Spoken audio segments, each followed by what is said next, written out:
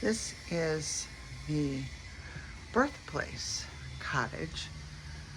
It was rebuilt as a replica by Herbert Hoover's wife.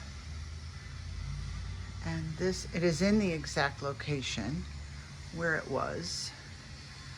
And it is really the reason that she went to all of the effort of restoring this was to illustrate how simple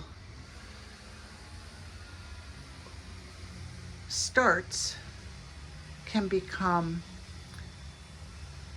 how you can become president regardless of where you start.